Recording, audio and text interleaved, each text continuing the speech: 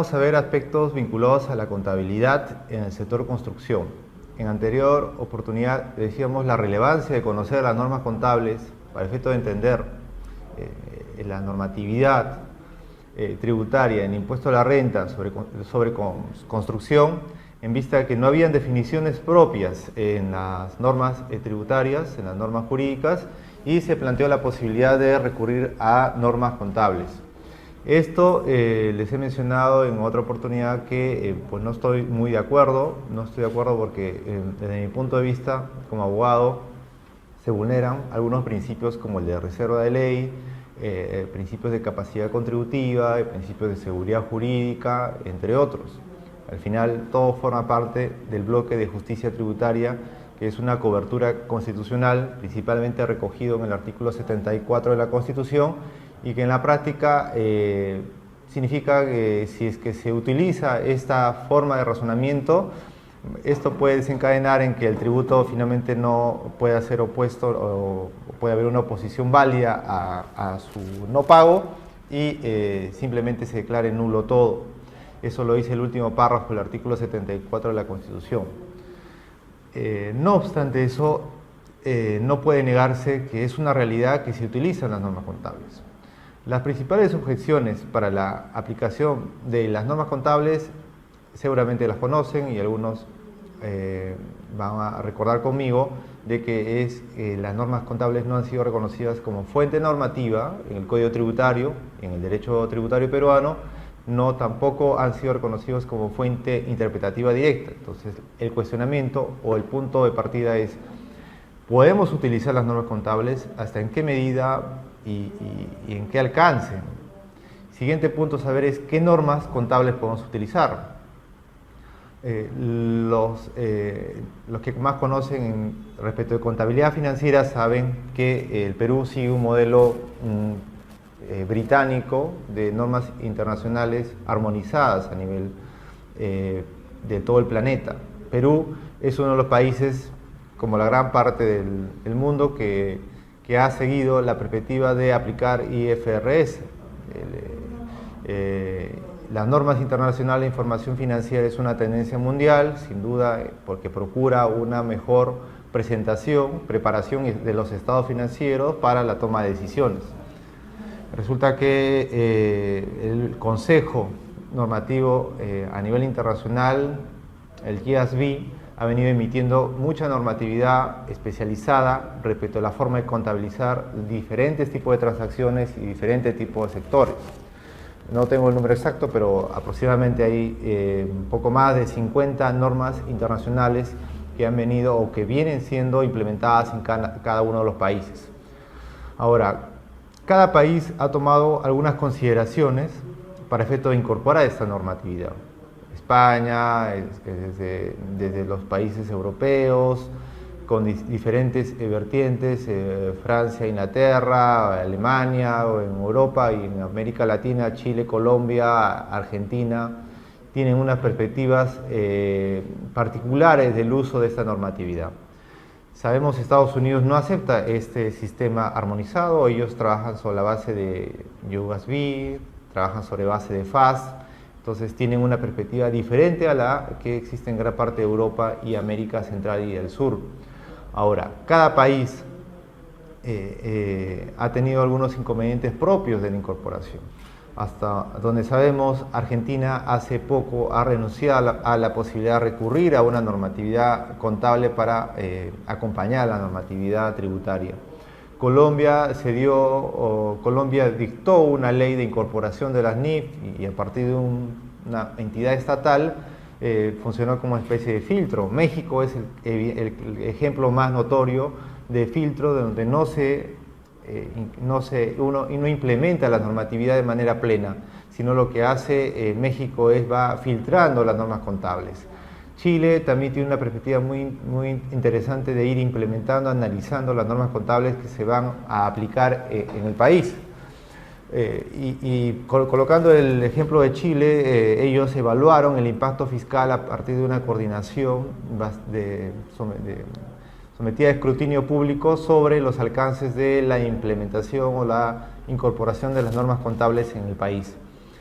Entonces, ¿qué ha pasado en el Perú? En el Perú el punto de partida es la Ley General de Sociedades. Esta historia la conocen, pero me va a permitirme revisar nuevamente para concluir en la parte de construcción. La Ley General de Sociedades establece que la preparación y presentación de estados financieros se hace conforme a principios de contabilidad generalmente aceptados. El órgano estatal dependiente del MEF, el Consejo Normativo de Contabilidad, hoy día Dirección General de Contabilidad Pública, ha señalado que los principios de contabilidad generalmente aceptados son o se entienden a las NICs y que hoy son NIF.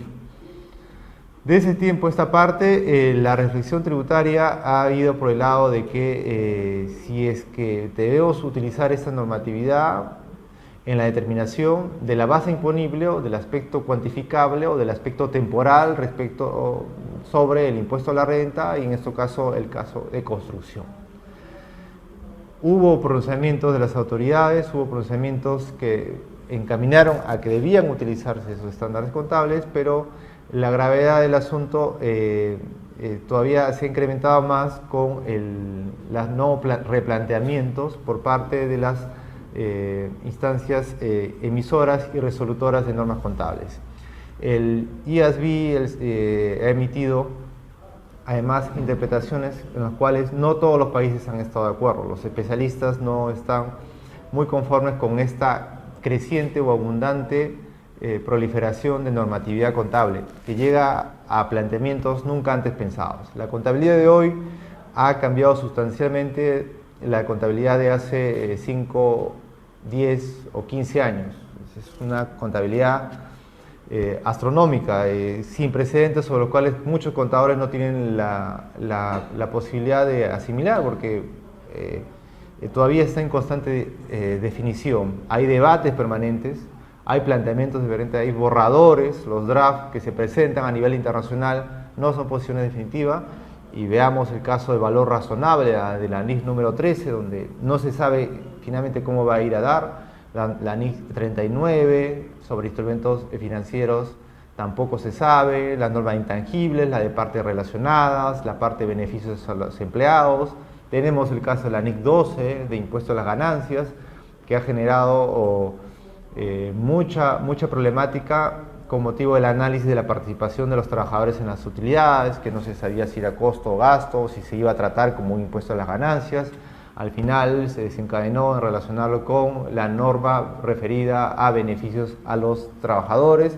Entonces ha sido un pequeño caos que es una muestra de lo mucho o lo complejo que es todo este asunto de la nueva norma contable.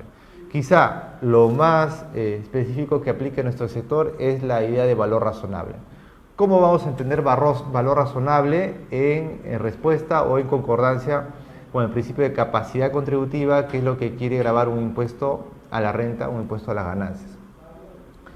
La norma contable va a decir valor razonable. El impuesto a la renta va a decir gravo la propiedad, gravo la ganancia, y en fin va a tener que haber algún tipo de concordancia que lleve a una armonía o que lleve a un tipo de orden para saber liquidar, cumplir con la normatividad tributaria y en su caso fiscalizarla adecuadamente. Ese es el recorrido, ese es en pocos minutos la historia del planteamiento de la norma contable. Pero, ¿qué normas contables aplicamos en todo caso para nuestro sector construcción inmobiliario? Son dos las normas que tienen que ser utilizadas de manera referente y bajo la versión hasta ahora aprobada por el Consejo Normativo de Contabilidad, salvo que sean algunas empresas supervisadas por el mercado de valores o que cotizan con Estados Unidos, que ahí va a haber un análisis complementario que tenga que realizarse. ¿Por qué? Y un paréntesis o una nota al pie al respecto. ¿Por qué? Porque todas las empresas distintas a las que cotizan en bolsa tienen que aprobar normas contables aprobadas por Consejo Normativo de Contabilidad. Cada año el Consejo Normativo de Contabilidad aprueba un paquete de normas que son NICs y sus interpretaciones son NICs y sus interpretaciones son 4 grupos de normas que año a año se van aprobando y que son de cumplimiento obligatorio para todas las empresas del país, todas las empresas peruanas que no cotizan en bolsa. A la par, las empresas que cotizan en bolsa tienen un régimen paralelo, donde la superintendencia del mercado de valores, a partir de una ley cuya discusión y aplicación está siempre bajo el ojo de la tormenta, tienen que preparar no la contabilidad bajo las normas peruanas, sino ¿cómo? Bajo las normas dadas por el comité o por el Instituto de Londres. Así es, lo que Londres emita hoy día tiene que ser ya tomado en cuenta por esas empresas que cotizan en bolsa u otras que al final quieren afiliarse a un régimen más avanzado de contabilidad. Acá hay un quiebre institucional o un quiebre normativo sobre qué normas contables debe haber. Es un asunto ya no tributario, es un asunto, si se quiere, competencial, administrativo del Estado, de saber cómo se va a volver esto más menos conflictivo, ¿no? ¿Qué pasa si hay matrices? ¿Qué pasa si hay de por medio sucursales? ¿Qué pasa si hay filiales? ¿Qué pasa si es una empresa del sistema financiero? ¿Cómo cuadra en todo este planteamiento normativo contable nacional? Poco a poco van presentándose las aclaraciones. En la última reforma de diciembre de la presentación de la información financiera a la Superintendencia del Mercado de Valores, se han hecho algunas precisiones sobre el cumplimiento por parte de las empresas del sistema financiero. Entonces, prueba de que constantemente se van dando algunas precisiones o alcance el cumplimiento de las obligaciones de tipo financiero. Entonces, cierro paréntesis o nota al pie al respecto y regresamos al punto de saber qué norma vamos a aplicar. Les decía que serán dos normas las que tienen que utilizarse. La norma de contabilidad número 18 y la norma de contabilidad número 11. La número 18 y la número 11, y en este momento vamos a las diapositivas para poderles mostrar los alcances de estas normas y cuáles son sus principales aspectos y en qué medida nos ayudan a entender la norma tributaria. Veamos, la norma internacional de contabilidad número 18 se denomina ingresos de actividades ordinarias. Es la que se utiliza de ordinario por lo general para computar los ingresos respecto de cualquier empresa en el país. Cualquier empresa, dentro de ellas las empresas inmobiliarias, empresas que venden inmuebles, que venden departamentos, que venden casas o que venden en general cualquier propiedad inmueble. No están comprendidas en estas normas las empresas que se dedican a la construcción, las constructoras. Ellas van a tener que aplicar la norma número 11, que la vemos más adelante. ¿Cuál es el punto de partida de esta norma 18? El punto de partida de esta norma 18 es reconocer, como lo ven en la diapositiva, es que la principal preocupación en la contabilización de ingresos de actividades ordinarias es determinar cuándo deben ser reconocidos. ¿Cuándo deben ser reconocidos?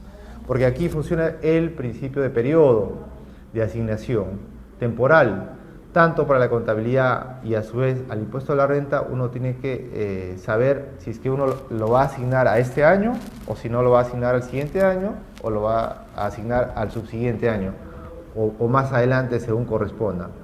Porque son inversiones considerables. Cuando están en el negocio inmobiliario, uno no invierte, por lo general no invierte para montar un negocio de pocos meses o pocas semanas.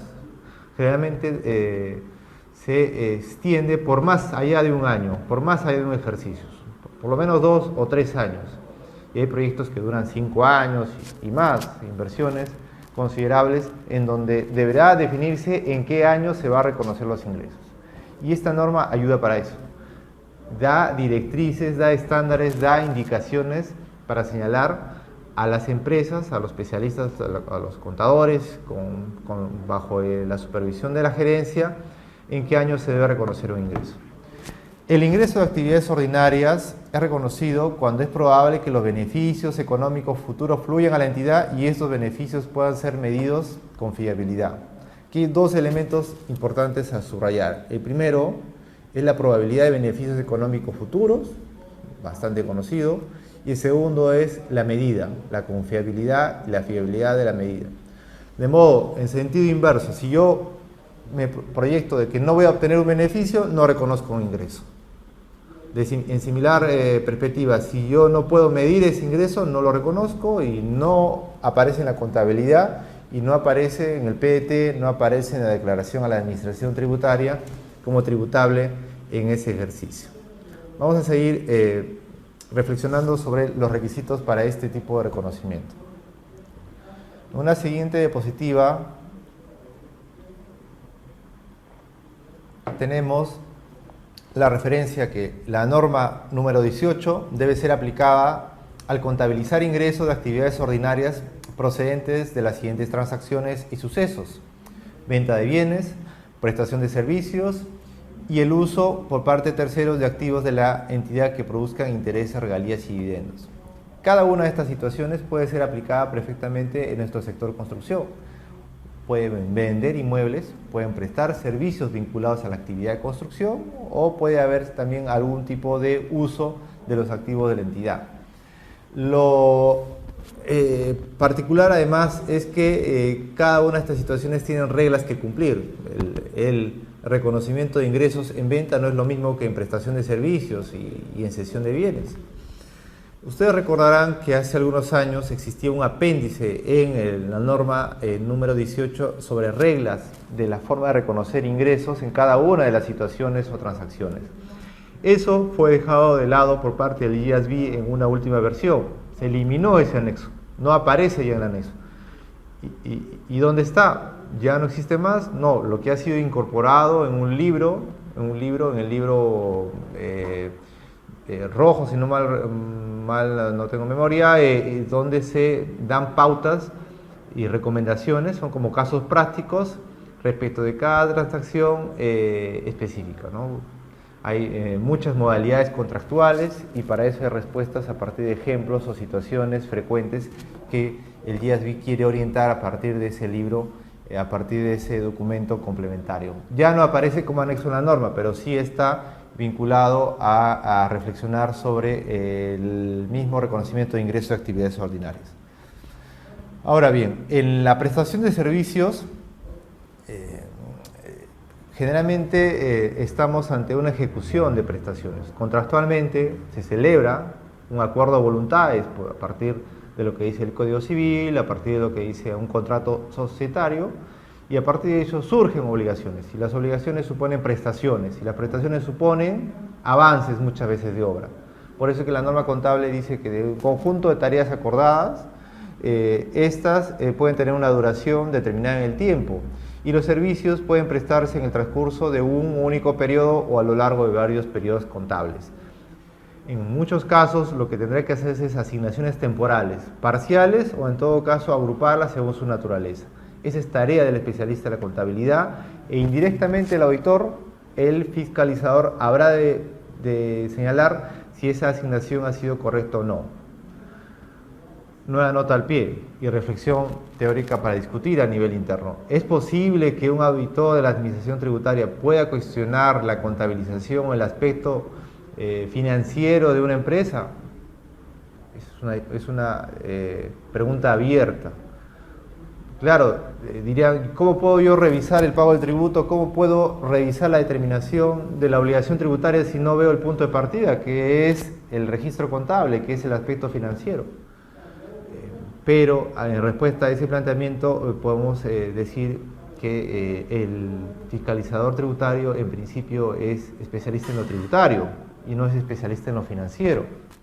Quizá por eso es que este CAT, con acierto, el INDESTA haya convocado a contadores de formación para que complementen o apliquen conceptos tributarios. Entonces son contadores tributaristas. Es una especialidad que un abogado tributarista podría desarrollar, pero con más dificultad. El profesional más llamado es el contador tributarista. Continuemos. La norma contable además señala que algunos contratos para la prestación de servicios se relacionan directamente con contratos de construcción. ¿Se puede vincular? Pues efectivamente hay inmobiliarias que no solamente son inmobiliarias, sino también son empresas de construcción. Y se señala que, como ejemplo, a algunas actividades vinculadas a la ingeniería o a la arquitectura de proyectos. Los ingresos de actividades ordinarias derivadas de estos contratos no son abordados por la norma, señala. sino que se contabilizan de acuerdo con los requisitos que para tales contratos de construcción se especifican en la NIC número 11, que es la otra norma. La NIC número 11 que lleva por nombre contrato de construcción. Esa es la norma ad hoc, la norma especial, la norma llamada a solucionar un aspecto de registro contable, aspecto de contabilización y aspecto financiero. Desde mi perspectiva, el reconocimiento de prestaciones puras deben hacerse según el avance de obra. Según un avance de obra deben hacerse ya reconocimientos tanto de ingresos como los gastos asociados. Hay resoluciones del Tribunal Fiscal que no comparten la perspectiva del avance de reconocimiento por avance y servicios, sino en base a un resultado.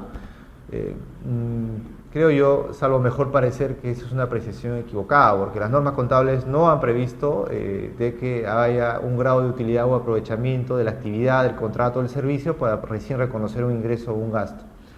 ¿Cuál es el ejemplo gráfico? El emblemático es los gastos de auditoría.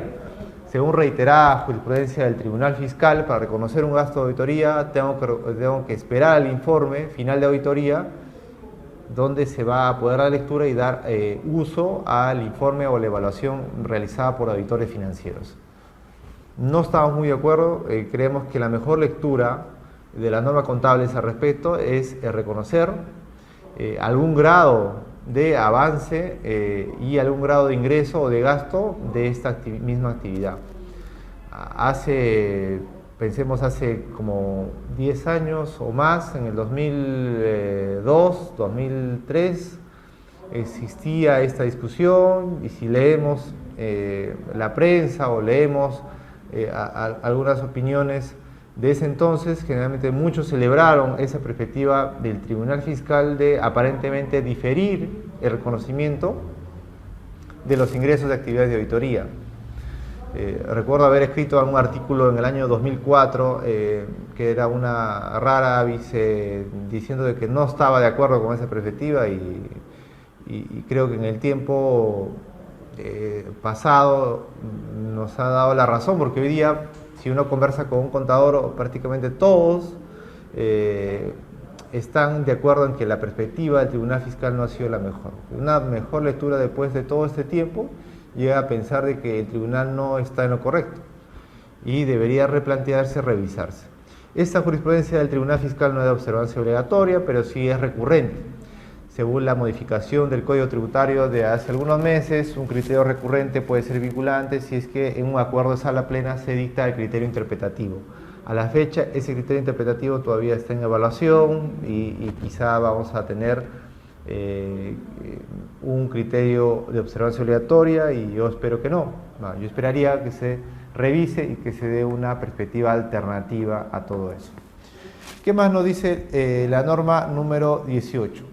Que el ingreso de actividades ordinarias es la entrada bruta de beneficios económicos durante el periodo surgidos en el transcurso de las actividades ordinarias de una entidad, siempre que tal entrada dé lugar a un aumento en el patrimonio que no esté relacionada con las aportaciones de los propietarios de ese patrimonio.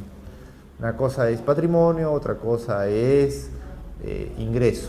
Eso en aspectos contables está muy claro, porque el incremento de patrimonio no tiene que tributar, eso simplemente se controla en el balance, pero no en el estado de resultados o de ganancias y pérdidas, que hoy día desde un punto de vista contable tiene otro nombre, y ustedes se van a encargar de recordármelo en una reunión física.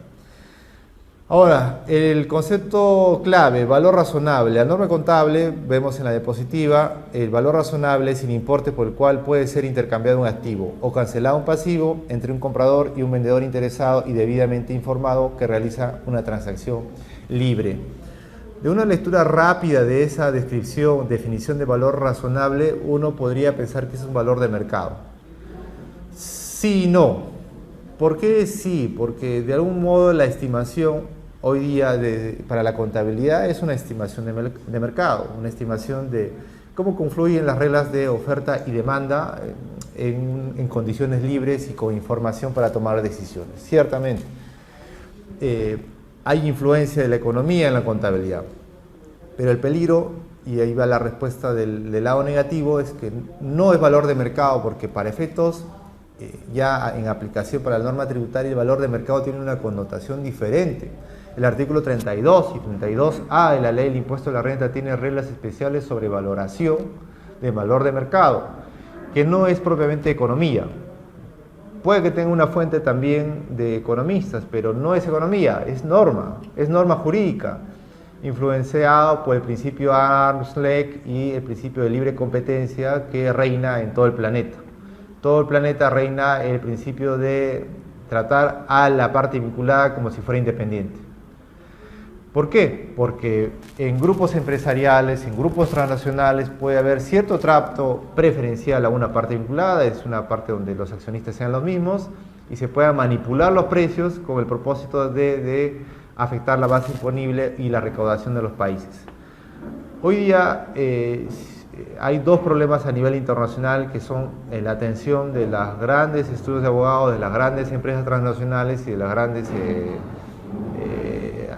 reflexiones académicas. Uno es la tributación internacional y dos es el aspecto vinculado a lo que estamos analizando, de saber cómo se van a aplicar, en qué perspectiva se van a utilizar estas novedades referidas al aspecto financiero tributario y de valor de mercado.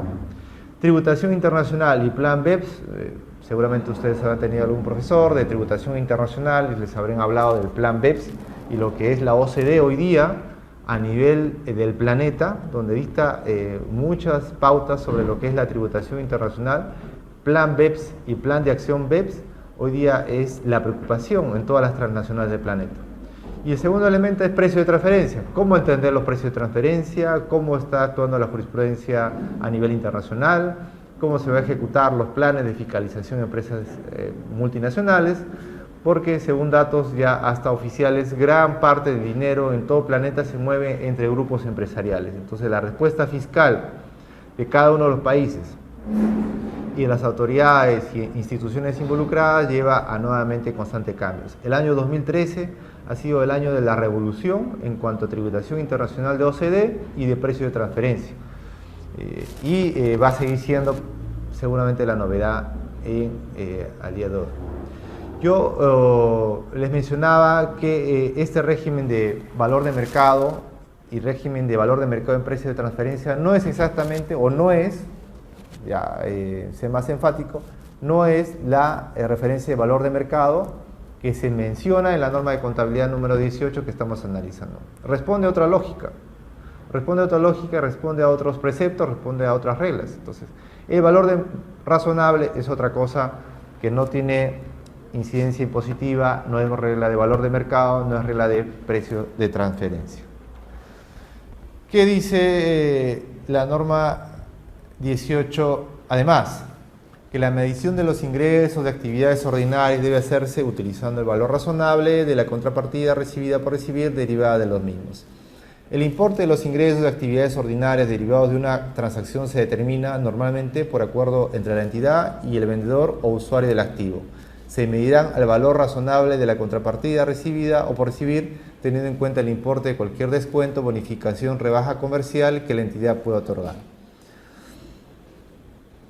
Muy interesante que la norma contable tenga definiciones particulares de lo que es descuento, bonificación o rebaja comercial y demás conceptos.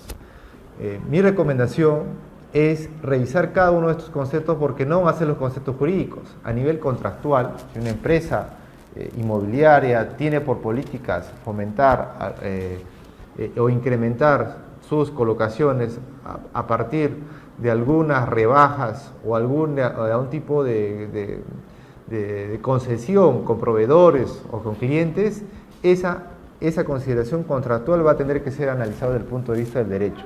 Pero el momento de incorporarlos en la contabilidad va a tener que tomarse en cuenta las directrices y los alcances de la contabilidad. Ahí pueden notar una diferencia relevante en el aspecto tributario legal del aspecto